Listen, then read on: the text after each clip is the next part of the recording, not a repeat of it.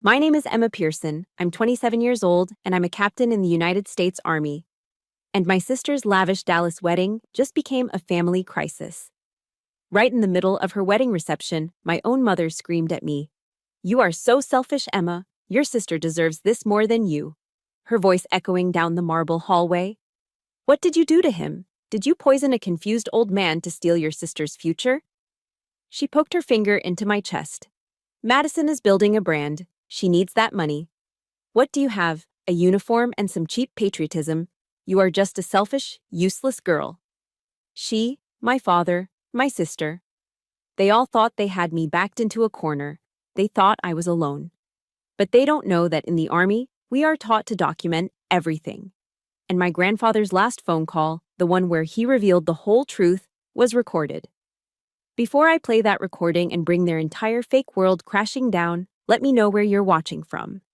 Hit that like and subscribe button if you believe that the truth is the most powerful weapon against injustice. The confrontation in the hallway left a ringing in my ears, but I walked back into the grand ballroom with my training kicking in, shoulders back, spine straight, head high. The room was a classic Dallas spectacle, a sea of glittering chandeliers, floral arrangements so large they could hide a person, and the soft, elegant sounds of a string quartet.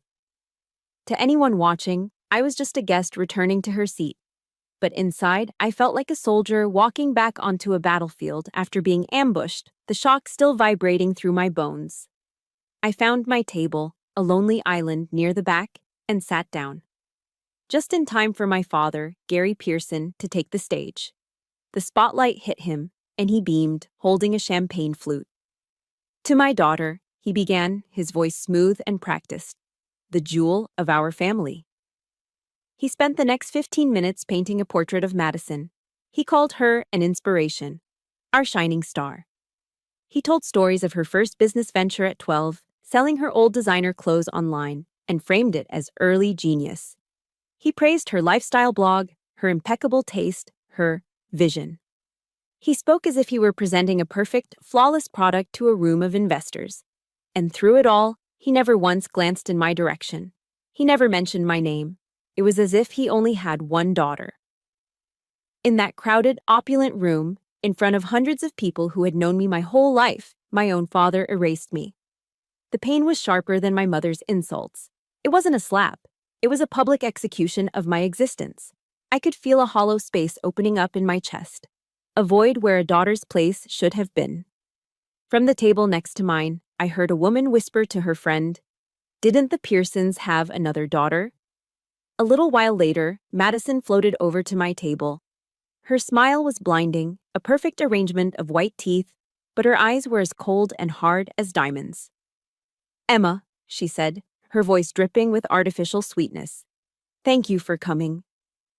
She placed a sleek, heavy box on the table in front of me. "I have a gift for you.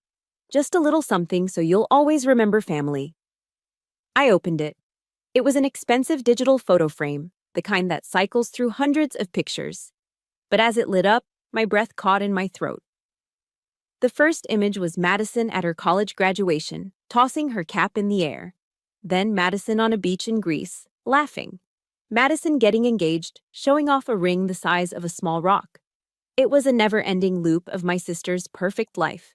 My image, my existence, was nowhere to be found.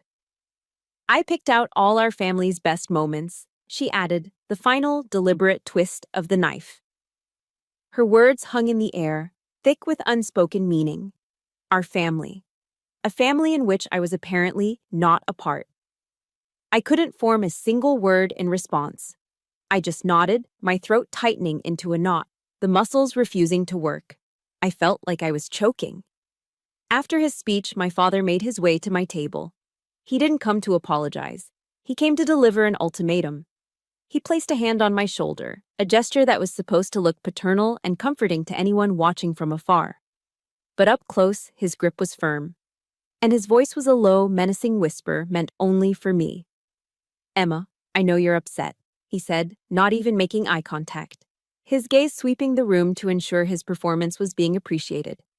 "But it's time to do the right thing. Sign the papers. Transfer the estate to your sister. Don't turn this into an ugly mess." He squeezed my shoulder. I've spent my entire life building my reputation in this city. I will not let you destroy it over a little bit of selfishness. There it was. Not my pain, not my grandfather's wishes, not the truth. Only his reputation. The betrayal from him, from the man who was supposed to be my protector, sent a chill down my spine that had nothing to do with the ballroom's air conditioning. He wasn't my father in that moment. He was just another enemy combatant, using psychological tactics to achieve an objective. The final assault came during the cutting of the cake. It was a towering 7-tiered monster of white fondant and sugar flowers.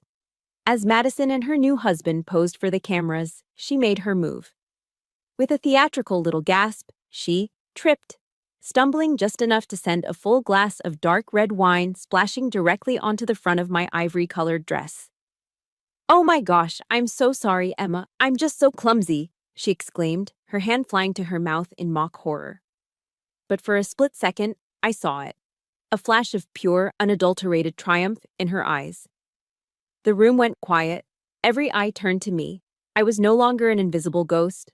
I was a spectacle, a stain, a mess in the middle of their perfect party. The dark red liquid bloomed across the fabric like a fresh wound. Then, my mother was at my side. She didn't offer a napkin. She didn't try to help. She leaned in close, her perfume cloying and suffocating, and whispered venomously into my ear. "You see?" she hissed. "You don't belong here. Get out, before you ruin anything else." It wasn't a suggestion. It was an order. The final, perfectly orchestrated public humiliation. My expulsion. I stood there for a moment, the wine cold against my skin, the stares of the crowd like physical blows. And then I turned and walked away. I left the laughter, the music, and the charade behind. Back in the quiet of my hotel room, the digital frame sat on the nightstand, its cold blue light the only thing illuminating the darkness. It silently cycled through Madison's life, a constant mocking reminder of a family I never truly had. The cold, blue light of the digital frame was the only thing moving in the hotel room. It pulsed silently, cycling through a life that wasn't mine. Madison graduating, Madison in Europe. Madison, Madison, Madison. Each bright, perfect image was a fresh insult, another confirmation of my erasure.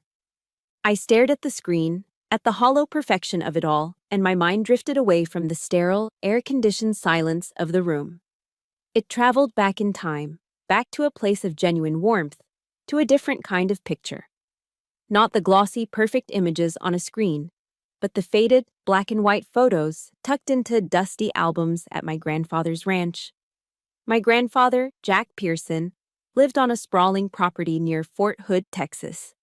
My parents' house in Dallas smelled of potpourri and expensive cleaning products, a constant, sterile floral scent. Grandpa Jack's place smelled of machine oil, sawdust, and old leather. It smelled real. While Madison was at ballet lessons, learning poise and grace, I was in his workshop.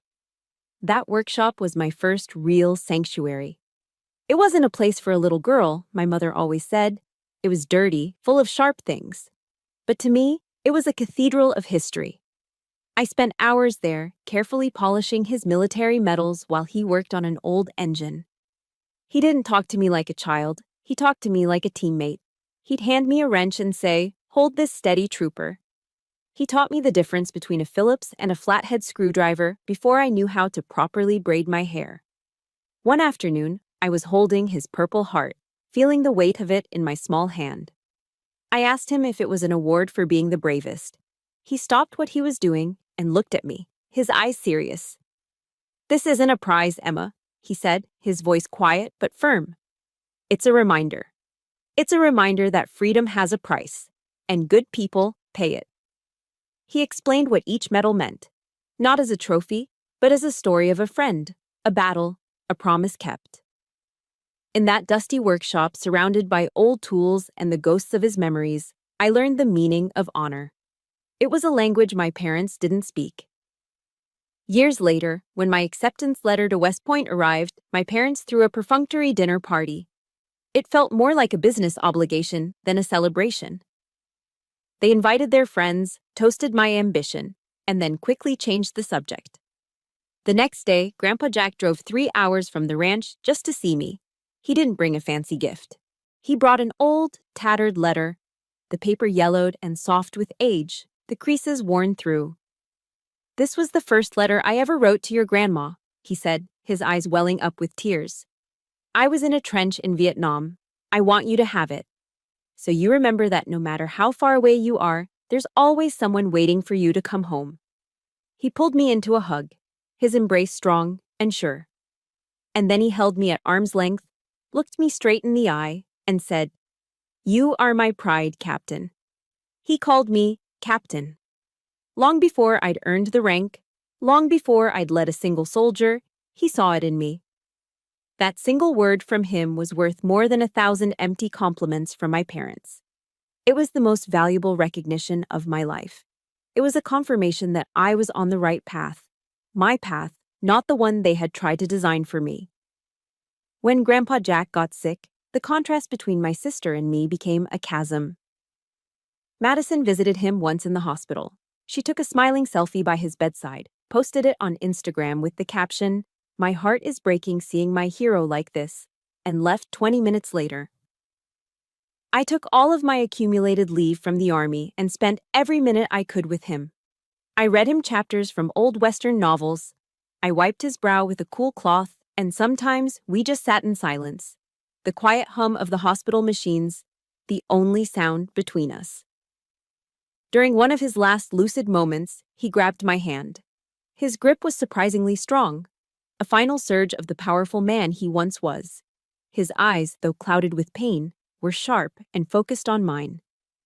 "Don't let them turn our legacy into money, Emma," he whispered, his voice a ragged breath. "They don't understand. It's not about the land or the stocks." He squeezed my hand. "It's honor. Protect it." It wasn't a dying wish. It was a direct order. I thought back to another quiet evening, years before, in his study. He had pulled a well-worn paperback from his bookshelf and handed it to me.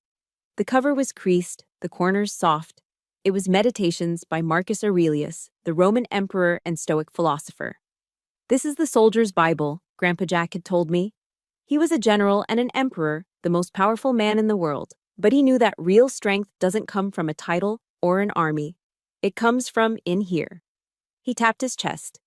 "This book will teach you how to control what you can and how to accept what you can't." That book became my guide. Marcus Aurelius, a warrior philosopher, taught me that true power came from internal discipline, not from the approval of others. His writings gave me a framework for my own life, a way to build an inner fortress that couldn't be breached by my mother's criticism or my father's indifference. It was the philosophy of a soldier, and it had forged the resilience I now clung to. These were the memories that flooded my mind as I sat in that silent hotel room. This was the man they were accusing me of manipulating. The man who had built me, who had given me my moral compass, my strength, my very identity. The fight wasn't about a will. It was about defending the only true legacy I'd ever been given.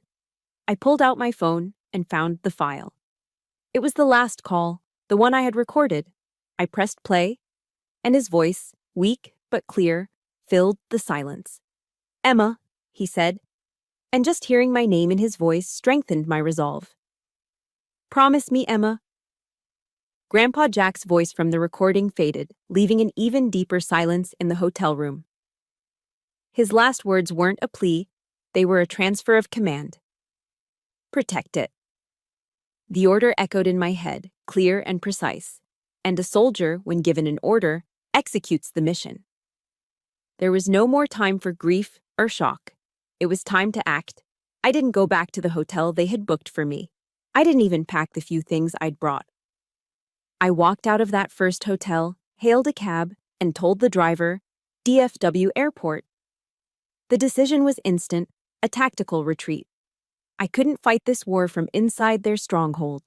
Dallas was their territory, a city woven together by my father's influence and my mother's social connections.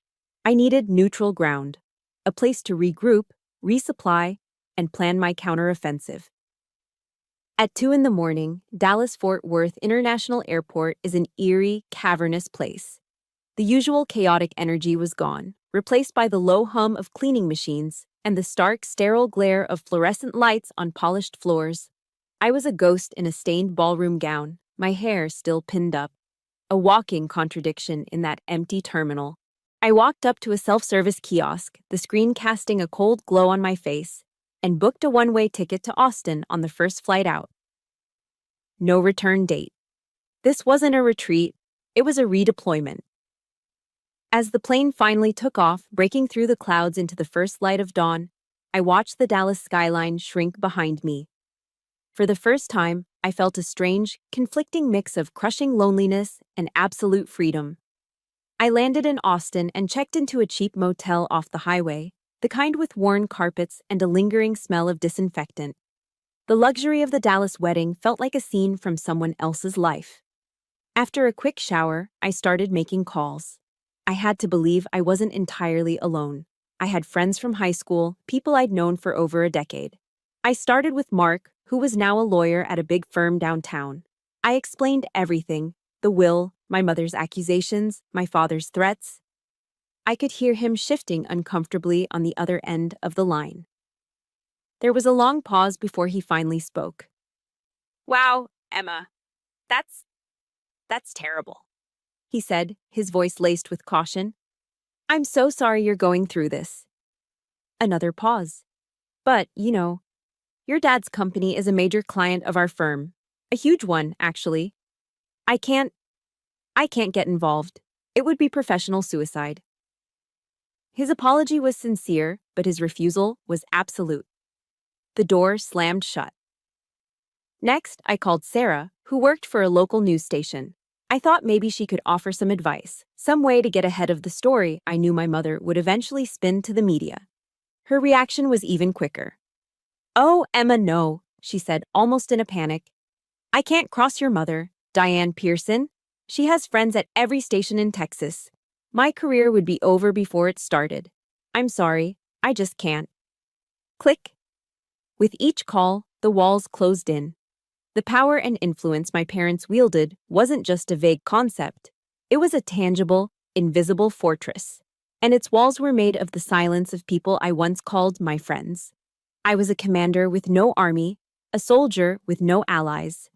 The bitter truth settled in my stomach like a stone. I was completely on my own. As if on cue, my phone rang. It was an unknown number, but I answered it. A tearful, trembling voice came through the speaker. It was Maria, our family's housekeeper for over 20 years. "Captain Emma," she sobbed, "I am so sorry. I had to call you." She told me that my mother, Diane, had gone into a rage that morning. She'd ordered a junk removal crew to my childhood bedroom. Not to pack it, but to clear it out. She had them throw everything in boxes and put them on the curb. "Like trash, miss, like trash." My blood ran cold. "Everything?" "Everything," Maria whispered, her voice breaking. "Your books, your awards from school, the letters from your grandpa, even the framed photo of you and your unit in Afghanistan. She said you were no longer her daughter." I thanked her quietly and hung up the phone, my heart constricting in my chest. This was more than just disowning me. This was an attempt to erase my entire history, to wipe my existence from the very foundation of that house. Every memory, every achievement, every piece of my life that wasn't tied to them, tossed to the curb. It was a final, brutal act of severance. That night, sleep was impossible. The motel room felt like a prison cell. I was exhausted, defeated, and utterly alone. If you have ever felt that kind of loneliness, where it feels like the whole world has turned its back on you, hit that like button and let me know I'm not the only one by commenting, "You are not alone," below. In the drawer of the cheap nightstand, my hand brushed against a book. I pulled it out. It was a Gideon Bible, standard issue for motels across America. I wasn't a particularly religious person, but in the depths of my despair, I opened it. My eyes landed on a verse in the book of Isaiah, chapter 41, verse 10. The words seemed to lift off the page. "So do not fear, for I am with you. Do not be dismayed, for I am your God. I will strengthen you and help you. I will uphold you with my righteous right hand. It wasn't a promise of victory. It wasn't a strategic plan.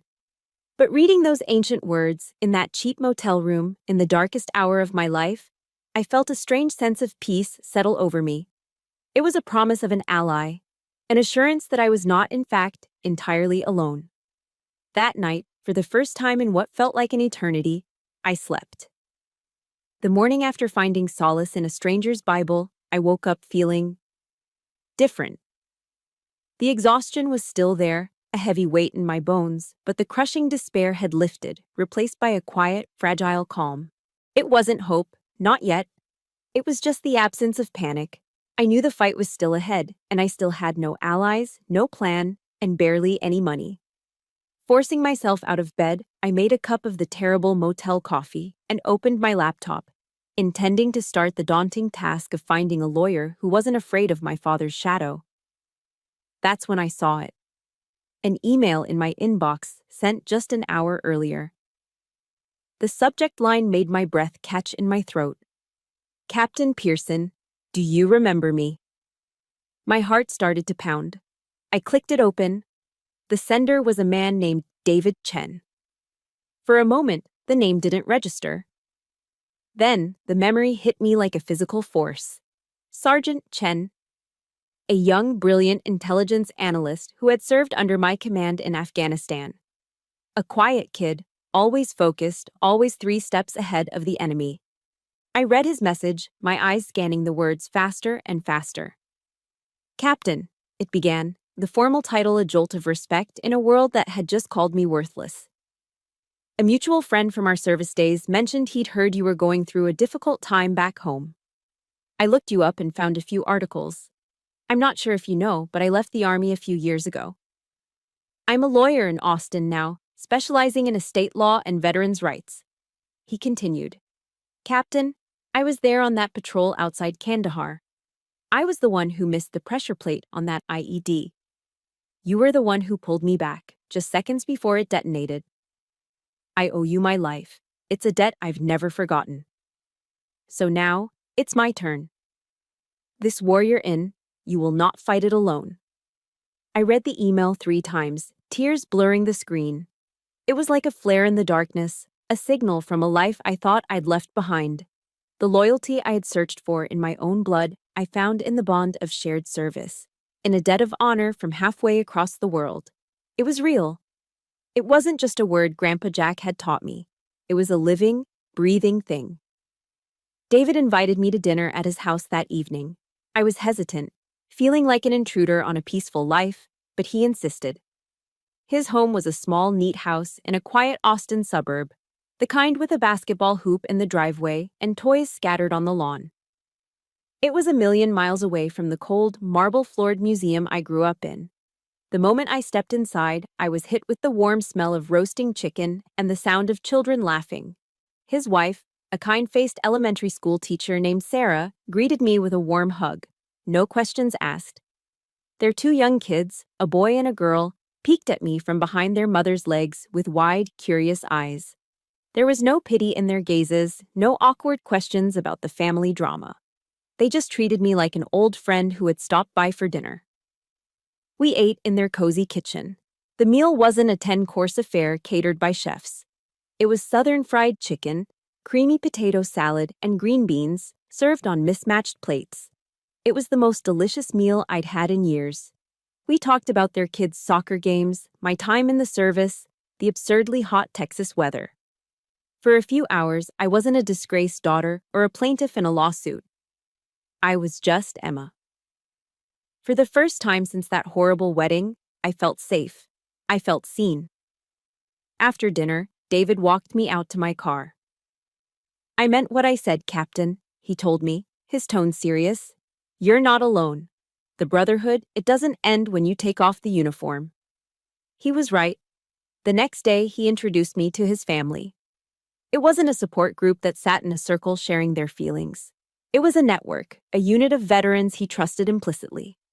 He took me to a local VFW post, a simple, no-frills place that smelled of stale beer and camaraderie. There, I met a grizzled former Marine who was now a private investigator. After hearing my story for less than 5 minutes, he just grunted and said, "Give me their names. I'll find out where the bodies are buried, financially speaking." I met a former Air Force finance officer who now worked as a forensic accountant. She offered to look into my parents' business dealings, pro bono. And I met a former Army journalist who promised to hold my story, ready to deploy it with a major, reputable newspaper if things got dirty. Listening to them, a powerful realization washed over me. They didn't see a selfish girl, as my mother had called me. They saw a fellow soldier under attack, and their instinct was to form a perimeter and defend. This was a family forged in fire and loyalty, bound by a shared code of honor. It was the family Grandpa Jack had always told me about. I finally understood. Family isn't something you're born into. It's the people who fight alongside you in the trenches. The next morning, I met David at his law office. There were no fancy mahogany desks or abstract paintings on the walls. The only thing hanging behind his desk was a folded American flag in a display case, the very flag that had flown over our forward operating base in Afghanistan. It was a statement. This was a place where honor mattered more than billable hours. We spread everything out on his conference table. Grandpa Jack's will, the worn-out letters he'd given me, and the digital audio file of his final call. David leaned forward, his expression focused and intense. "They're accusing you of undue influence, Captain. That's a legal claim that you manipulated a vulnerable old man," he said, his voice sharp. "We're going to turn that accusation right back on them. We will prove that they were the ones who harassed and emotionally manipulated a decorated veteran in his final days for financial gain." He pointed to the audio file on my laptop. "Our primary weapon isn't just this recording, it's your character, your service record, your integrity." He looked me straight in the eye. "My job is to make sure the world sees the truth." For the first time, I didn't feel like I was on the defensive. I wasn't a victim reacting to their attacks. Sitting in that office, under the watch of that flag, with a true ally by my side, I was a soldier preparing for a counter-offensive. Hope, clear and strong, had returned. The week following my meeting with David and his network was the calm before the storm. For the first time, I felt a surge of confidence. We had a plan, we had a team, and we had the truth on our side. The first official move was quiet and professional. David drafted a formal legal letter, a cease and desist, and sent it to my parents and their lawyer. It was simple. Withdraw the frivolous lawsuit, stop all forms of harassment, and the matter could be settled out of the public eye. It was an offer of peace, a chance for them to walk away before things got ugly. Their response was anything but peaceful. It was a declaration of total war. The first volley came from my mother. She didn't respond through her lawyer. Instead, she left me a voicemail. It wasn't the voice of the polished Dallas socialite. It was a screeching, unhinged tirade filled with venom. "You ungrateful snake!" she shrieked, her voice distorted with rage. "You think you can threaten us? Me? I will ruin you, Emma. I will drag your name through the mud until no one will even look at you. I will see you destroyed in court." It was pure, unfiltered hatred. The second volley, from my father, was more insidious. He sent an email, not with anger, but with a condescending, paternal tone that made my skin crawl. "Emma," he wrote, "I'm disappointed. This isn't you. Let's be reasonable. We are prepared to offer you a settlement. You can keep your grandfather's sentimental little farm, and we'll even provide a small cash sum for your troubles. The rest, of course, must go to Madison, as your grandfather truly intended. Don't make this a messy public spectacle. It's not worth it." They still didn't get it. They thought they could buy my silence, buy my honor. They still thought this was about the money. But the main assault, the one designed for mass destruction, came from Madison. She launched her attack on the battlefield she knew best: Instagram. She posted a series of tearful videos, shot in perfect lighting with soft, sad music playing in the background. Her makeup was flawlessly smudged, her voice trembling as she spun a masterful tale of betrayal. "I never thought I'd have to do this," she sobbed to her hundreds of thousands of followers. "But my own sister, My sister, who was always so distant and calculating. She took advantage of our grandfather in his final, confused moments. She painted a picture of herself as the devoted granddaughter, robbed of her rightful inheritance by a cold, manipulative sibling who was jealous of her success. She played the part of the victim to perfection. The effect was immediate and devastating. Her followers, her Maddie mob, descended upon me. They found my old, barely used social media profiles and unleashed a torrent of hate. Hundreds, then thousands of comments flooded in. "You're a disgrace to the uniform. Thief, your own grandfather. What kind of monster does this to her own family? Enjoy the money you stole, you evil witch." They called me a predator, a disgrace to the army, a parasite. It was a digital mobbing, a public execution of my character orchestrated by my own sister. Every notification was another punch to the gut. The private war had just become brutally public. While Madison handled the court of public opinion, their legal team started their own dirty war in the shadows. David got a call from an old law school classmate who gave him a heads up. "David, watch your back," he said. "The Pearson lawyers are playing dirty. They're digging into your client's entire life. They're calling old high school friends, ex-boyfriends, even former professors, trying to find any dirt they can." David relayed the news to me, his jaw tight with anger. "They're trying to build a narrative," he explained. "They're manufacturing a story that you joined the military because you were psychologically troubled or couldn't fit into normal society. They're going to try and paint you as an unstable opportunist who preyed on a lonely old man." It was a sickening strategy, a scorched earth tactic designed to destroy my credibility and break my spirit. They weren't just attacking my claim to the inheritance, they were attacking the very foundations of my life, twisting my service into a symptom of a flawed character. I was reeling from it all, trying to hold on to the stoic principles Grandpa Jack had taught me, but the onslaught was relentless. Then the final blow landed. The one that crossed a line I didn't even know existed. David sent me a link with a simple message. "I'm so sorry, Captain." I clicked it. It was an article from a sleazy Dallas tabloid, the kind of paper you see in grocery store checkout lines. The headline was huge, sensational, and designed to cause maximum damage. "Army hero or family fraud." The shocking story behind the Pearson fortune feud. The article was a masterpiece of character assassination, filled with anonymous quotes from sources close to the family. It painted me as a cold, calculating schemer who had abandoned her family for the military, only to return to swindle a dying man. But it was the photo they used that shattered my composure. They had placed two pictures side by side. On the right was a professionally shot photo of Madison, a single perfect tear rolling down her cheek. On the left was a picture of me. I was in my dress uniform, standing at attention during a ceremony. My face was stern, professional, resolute. My uniform, the symbol of my oath, my service, my entire identity. The one thing in my life that was pure, that was built on honor. And they had dragged it onto the front page of a gossip rag, twisting it into a mask for a monster. In that moment, something inside me snapped. All the pain, the hurt, the hope for a peaceful resolution, it all burned away, leaving behind a cold, hard clarity. It was what soldiers call battlefield clarity. The moment when all the noise fades away and you see the mission with perfect, lethal focus. They had crossed the final line. They had used my uniform, my honor, as a weapon against me. It was an unforgivable sacrilege. My hands were perfectly steady. My breathing was even. I picked up my phone and dialed David's number. He answered on the first ring. "I saw it, Captain," he said, his voice heavy with rage. "This is—" I cut him off. My voice was calm, devoid of all emotion. It was as cold and sharp as steel.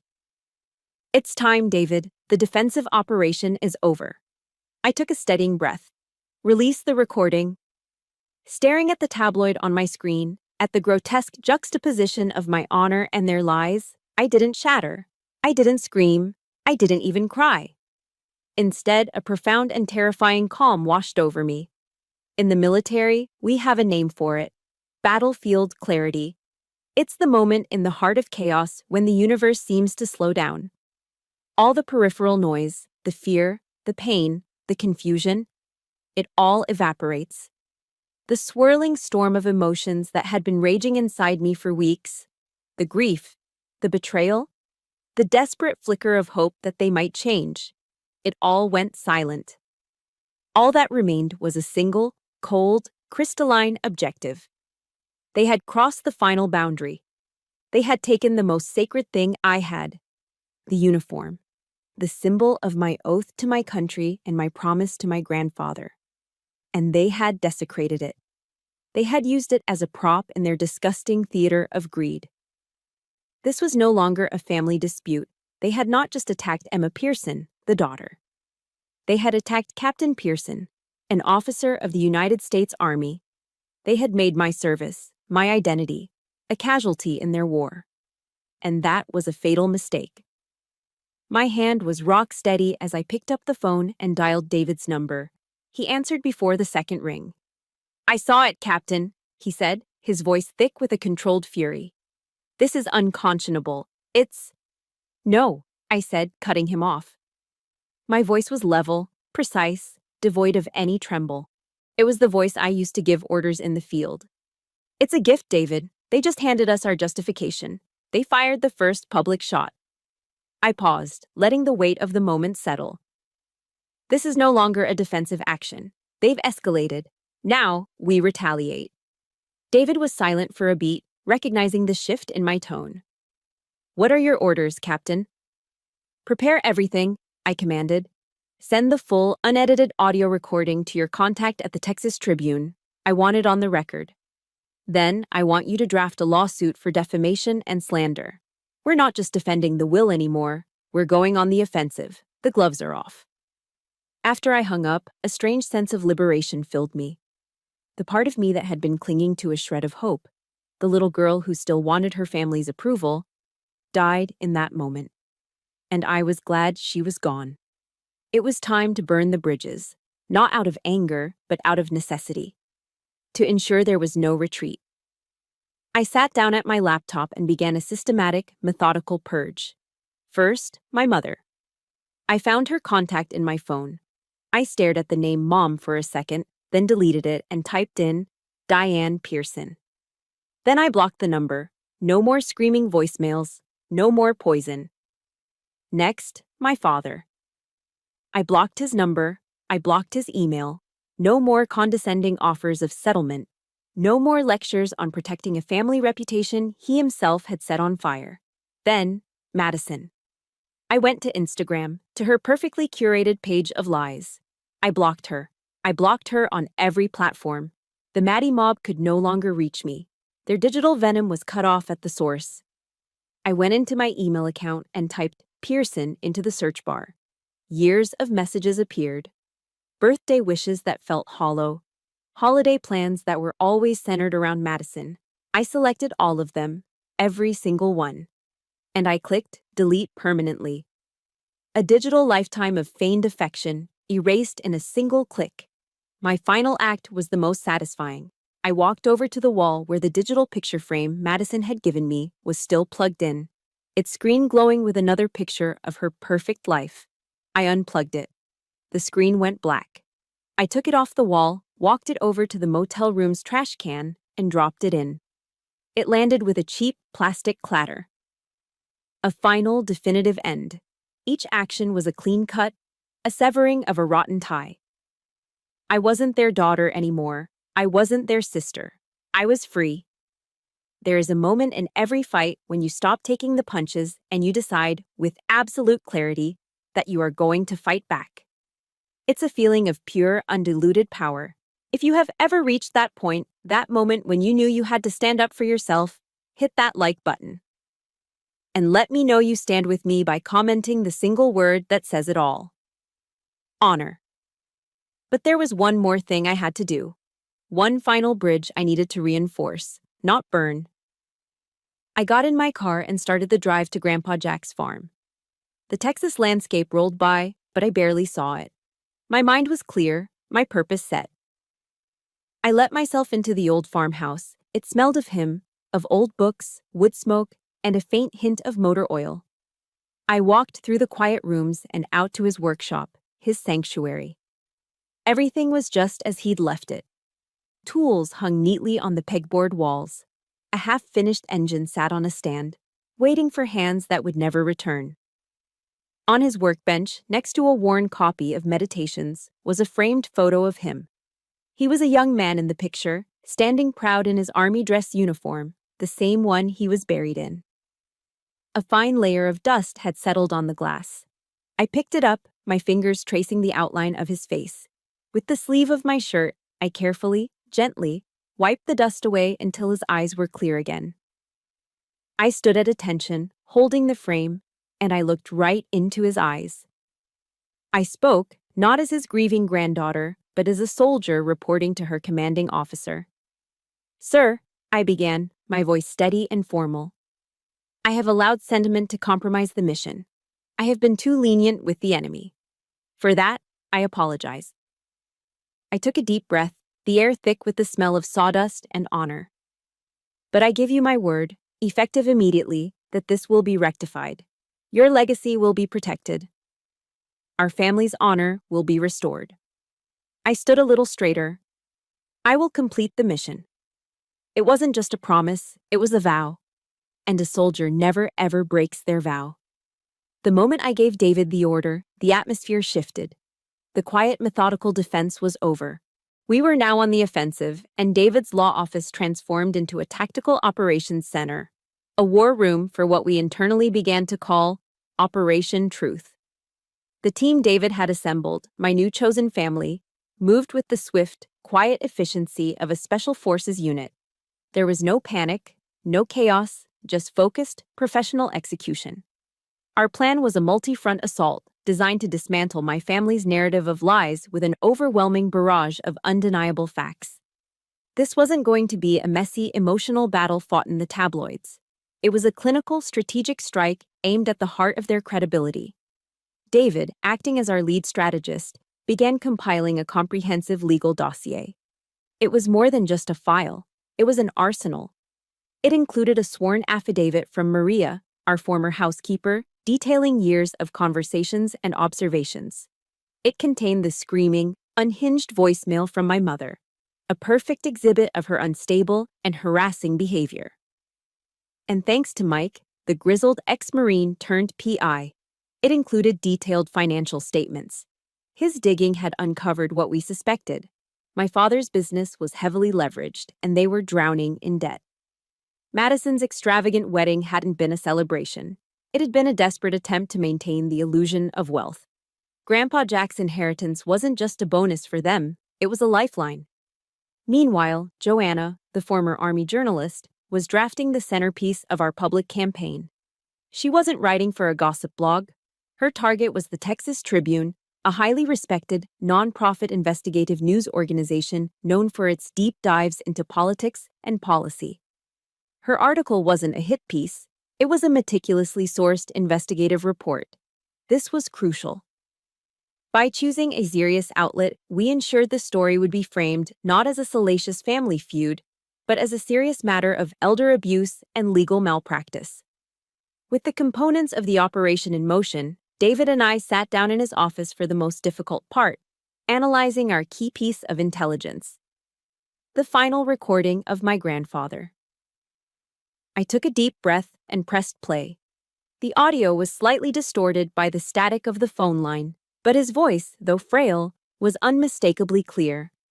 It was the voice of a man tired of fighting. "They just keep pushing, Emma," he sighed, the weariness evident in every word. "Your mother, she keeps talking about the debts, about Madison's wedding. She has a way of making me feel guilty, like I'm letting everyone down." He coughed, a dry, rattling sound that pained me to hear. "But I know you're the only one who understands, sweetheart. You won't sell the land. You won't sell our history. Promise me you'll keep it safe." Listening to it again, with the clarity of battle in my mind, I didn't feel sadness. I felt a cold, righteous anger. This recording wasn't just evidence of my innocence, it was a confession of their guilt, a documentation of their relentless, desperate manipulation. It was my grandfather's verbal last will and testament. It was his final order. Our case was strong, but it was about to get a shot of adrenaline from an unexpected source. Maria, our housekeeper, after being unceremoniously fired by my mother for the crime of calling me, agreed to give a formal, videotaped deposition. She sat across from David, nervous but resolute. She recounted in heartbreaking detail overhearing my mother on the phone with their lawyer months before my grandfather passed. She'd heard Diane discussing strategies to have him declared mentally incompetent. She said, "We need to establish a pattern of confusion," Maria recalled, her voice trembling. She was planning it for a long time. She also testified to Madison's visits. They were never more than 5 minutes long. Madison would walk in, snap a smiling selfie by Grandpa Jack's bedside for her Instagram story, and walk out, often not even speaking a full sentence to him. Maria's testimony was a live grenade thrown into the heart of their narrative. It was proof of premeditated deceit from a trusted, inside source they never saw coming. The final piece of our strategy came from a surprising new ally. David was friends with a public policy professor at the University of Texas at Austin, a brilliant man who had served for 2 decades as a high-level official at the Pentagon, specializing in information warfare. We met with him for coffee. After listening to the entire story, the professor looked at me, his eyes sharp and analytical. "Captain," he said, "your family is fighting a war of noise. They are loud, emotional, and chaotic. You must do the opposite." He leaned in. "Once your evidence is public, you will go completely silent. No interviews, no social media posts, no public statements. You will let the facts speak for themselves." His advice resonated deeply with the Stoic principles Grandpa Jack had taught me from Marcus Aurelius's Meditations. In an information war, the professor continued, the loudest voice is rarely the one that wins. The winner is the one who has the truth and the discipline to let it work. Let them scream. Let them panic. Let them self-destruct in the face of the facts. His counsel solidified our entire approach. We wouldn't engage in their mudslinging. We would rise above it. We would present the truth with the cold, undeniable force of a legal brief, and then we would step back and allow the world to be the judge. The night before the launch of Operation Truth, the entire team gathered in David's office one last time. Every piece was in place. The legal complaint for defamation was filed. The dossier of evidence was complete. Joanna had submitted her article to her editor at the Tribune. A press conference was scheduled. David looked at me, a determined glint in his eye. He gave me a single, crisp nod. "It's all set, Captain," he said, his voice low and steady. "The article goes live online tomorrow morning at 7 a.m. The press conference is at 10. A countdown had begun. I didn't sleep that night. I sat in the quiet of my motel room, watching the clock on my phone tick towards 7 a.m. It felt like the final moments before a mission launch. A tense, electric silence where the entire world seems to hold its breath. I wasn't scared. I wasn't anxious. I was ready. At exactly 7 a.m., my phone buzzed with a notification from the news app Joanna had told me to download. The headline was stark, professional, and devastatingly effective. Pearson Inheritance Dispute. Recording reveals. Pressure on decorated veteran in final days. I clicked the link. The article was a masterclass in investigative journalism. It laid out the facts objectively, chronologically, without melodrama. It detailed the lawsuit, my parents' claims, and then it presented the evidence. There was a direct link to the full audio file of my last call with Grandpa Jack.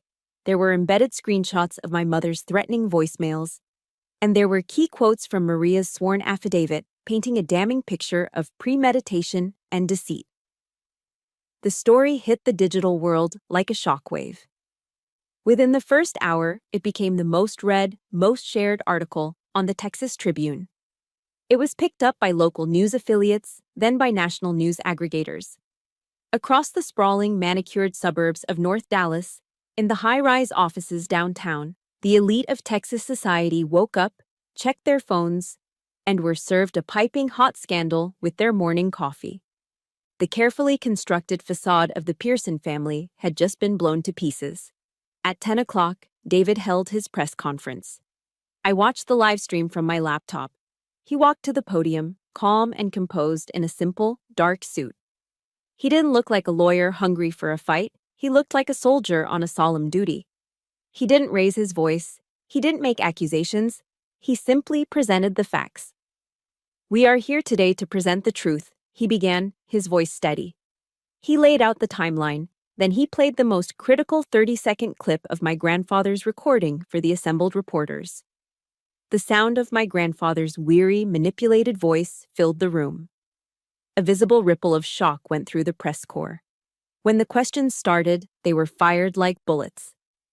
"Where is Captain Pearson now?" one reporter shouted. David's response was measured and powerful. "Captain Pearson has followed the advice of her counsel and will not be making a public statement at this time," he said. "She believes the evidence speaks for itself. Her focus, now and always, is on her duty and on honoring the true legacy of her grandfather, a man who served this country with distinction." The contrast was devastating. On one side, you had my family's loud, hysterical, and public attacks. On the other, you had a quiet, decorated Army captain and her veteran lawyer, calmly presenting the truth with discipline and honor. The court of public opinion, which had been so quick to condemn me, delivered its new verdict in a matter of minutes. The social media reversal was a digital tsunami.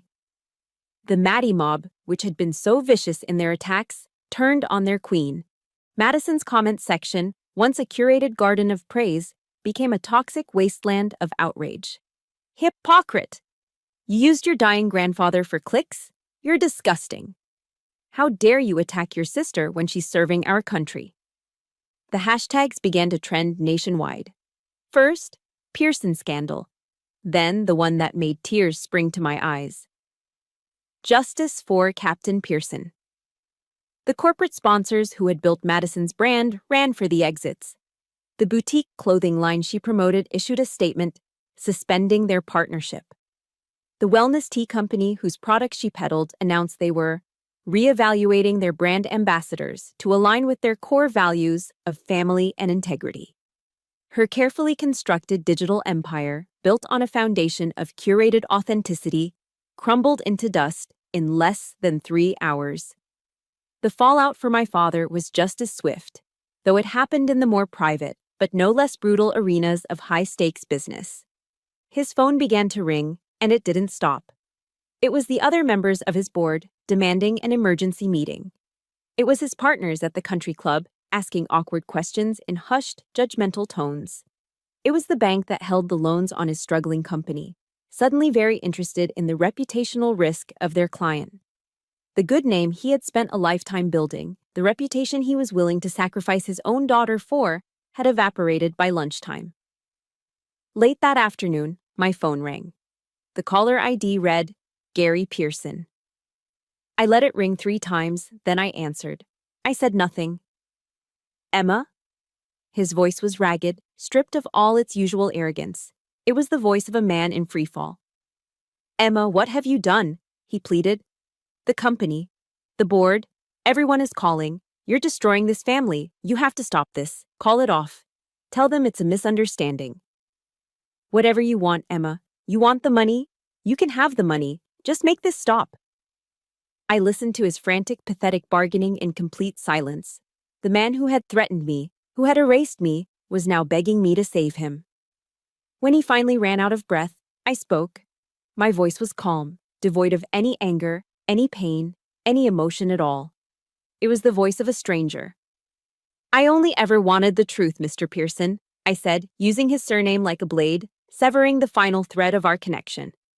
"Now, everyone has it." I paused. "Don't ever call me again. From now on, any and all communication will go through my attorney." And with that, I hung up. I ended the last conversation I would ever have with my father. My phone immediately began to buzz again. The screen lit up with my mother's name. It buzzed once, twice. I watched it vibrate on the cheap motel table, a frantic, desperate plea from a world I no longer belonged to. I let it ring until it went to voicemail, the sound of their panic finally becoming what it always should have been. Just distant, irrelevant noise. The storm didn't end with a bang, but with a quiet, gradual fizzle. In the weeks that followed, the world moved on. The hashtags faded, the news cycle found new scandals, and the intense glare of the public spotlight slowly dimmed. David kept me updated on the fallout. His reports delivered with a professional, dispassionate tone. As predicted, the Pearson family quietly withdrew their lawsuit. There was no apology, no admission of guilt, just a silent retreat from a battlefield they had so arrogantly created. The consequences, however, were unavoidable. David sent me a link to a business journal announcing my father's forced resignation as chairman of the board. My mother, once the queen bee of Dallas society, became a pariah. Invitations to charity galas dried up. Her calls to former friends went unreturned. She was socially exiled, trapped in the gilded cage she prized above all else. And Madison, she simply vanished. Her Instagram account, a vibrant monument to a fictional life, was deleted. Her brand, her career, her entire public identity, erased. They had craved the spotlight and gotten it, just not in the way they'd ever imagined. Listening to these updates, I expected to feel a surge of triumph, a satisfying sense of victory. But I didn't. There was no joy, no glee. There was only a profound, hollow emptiness. It was like watching a necessary demolition in slow motion. I found myself mourning the ruins of a flawed structure that had, nonetheless, been part of my life's landscape. I was sad for the family we could have been, for the love that should have existed but never did. I was sad for a family that had so completely self-destructed in its worship of greed and image. The war was over, but the emotional debris was still everywhere.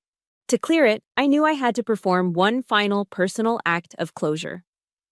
One evening, I sat at the small desk in my motel room with a pen and a single sheet of paper. I needed to write a letter, not to be sent, but to be written. A letter to my mother. I didn't write it in anger. The rage had burned itself out, leaving only the cold, hard truth. Mother, I began. You taught me that love was conditional, a prize to be earned through perfection. You taught me a woman's value was measured by her appearance and the status of the man by her side. I spent my life trying to prove you wrong, trying to build a life based on honor, hoping one day you would finally see me. I paused, the words flowing with painful clarity. But I realize now, I don't need to prove anything to you. My worth isn't up for your debate. I don't forgive you for what you did, because it was wrong. But I do forgive you for not being the mother I needed, for not having the capacity to love unconditionally. And in forgiving you for your limitations, I am finally releasing myself. I'm freeing myself from a lifetime of waiting for a love that was never going to come. When I finished, I read the words aloud to the empty room. Then I folded the paper, took it outside into the cool Texas night, and with a lighter from my glove compartment, set it on fire. I watched as the paper curled, the words turning to black ash before being carried away by the breeze. I wasn't just burning a letter. I was incinerating a lifetime of hope and hurt. I was letting it all go. A week later, David received a call from the Pearsons' lawyer about the disposition of personal effects. They had frantically retrieved the boxes from the curb and wanted to arrange their return. They want to know where to send them, David told me. They asked if you wanted to meet. No, I said, the answer immediate and absolute. Tell them to have the boxes delivered to Grandpa Jack's farm and left on the porch. I will not see them, not now, not ever.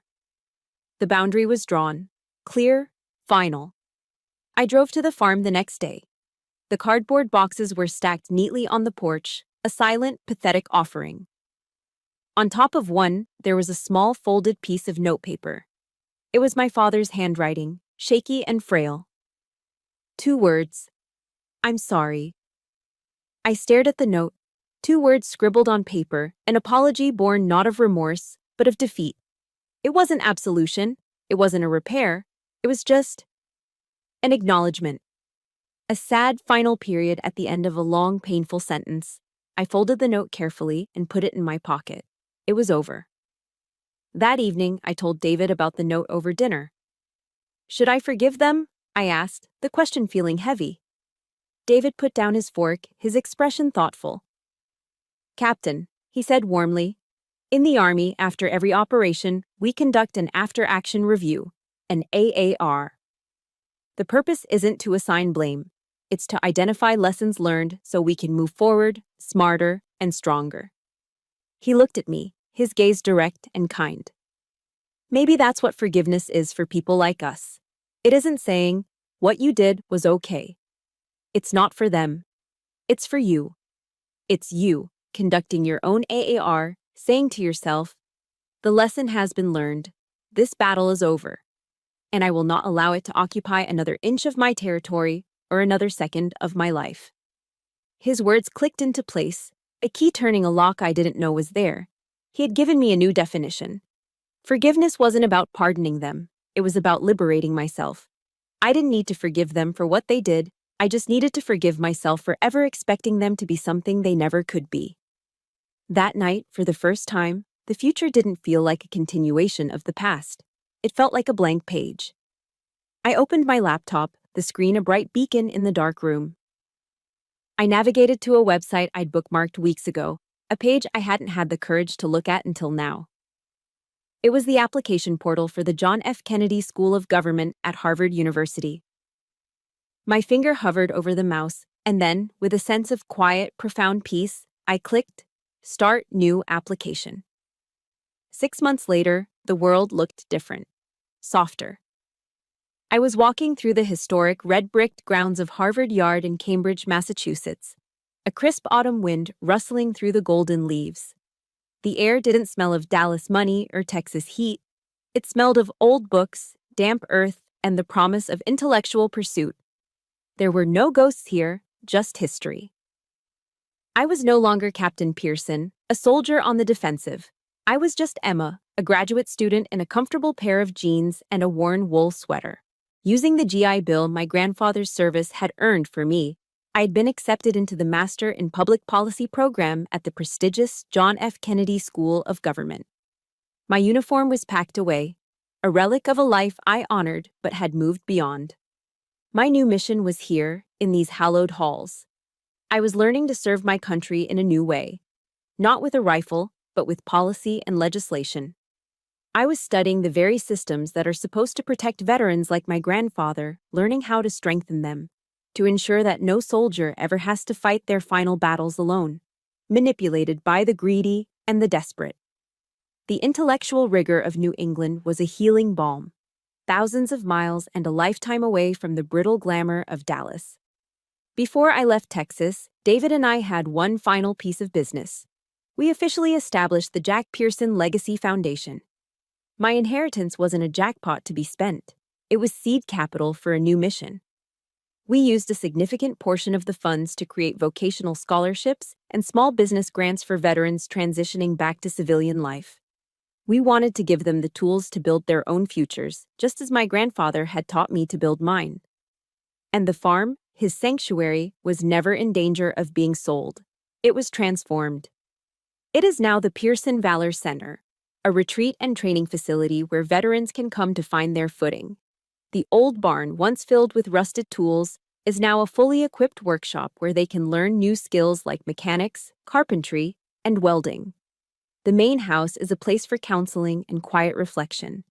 We turned my grandfather's physical legacy, his land, his home, into a living one, an engine of healing and opportunity for his brothers and sisters in arms. His spirit was more alive there now than it had ever been. My chosen family, the one forged in the fire of my personal war, remained my anchor. I had a weekly video call with David, Sarah, and their kids, their laughter and chaotic family life a welcome dose of normalcy that bridged the distance between Austin and Cambridge. My new life wasn't a solitary one, either. I had found a new unit here, a small group of fellow veterans in my program at the Kennedy School.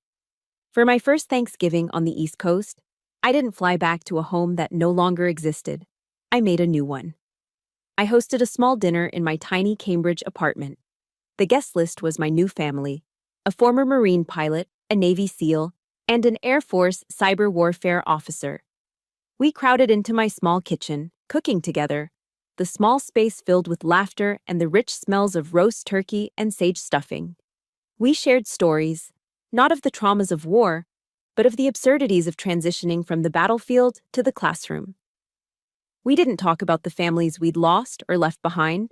We celebrated the one we were building, right there, in that moment. It was then I fully understood the truth Grandpa Jack had tried to teach me. Family is not a birthright. It is a daily act of construction, built on a foundation of mutual respect, unwavering loyalty, and genuine love. The final scene of my old life played out not in a courtroom or a battlefield, but in the profound silence of a library. I was sitting at a long oak table in the magnificent reading room of Widener Library, surrounded by millions of books, a cathedral of human knowledge. The weight of all that history felt comforting, not crushing. From my bag, I took out the small folded piece of notepaper my father had left for me on that box of my discarded life. I unfolded it and looked at the two words, "one last time." "I'm sorry." The shaky, defeated script of a fallen king. Then I took out the worn, dog-eared copy of Meditations that my grandfather had given me so long ago. Its pages were filled with his pencil-scrawled notes and underlined passages. I could almost feel the warmth of his hands on the cracked leather cover. I opened the book to a random page and gently placed my father's note inside, letting it rest between the ancient words of wisdom. I wasn't enshrining it, I wasn't even forgiving it, I was just filing it away. It was a part of my story, a lesson learned, a data point in my personal after-action review. I closed the book, the note now a permanent, silent bookmark in my past. I would not live in that past, but I would learn from it. I would carry its lessons with me.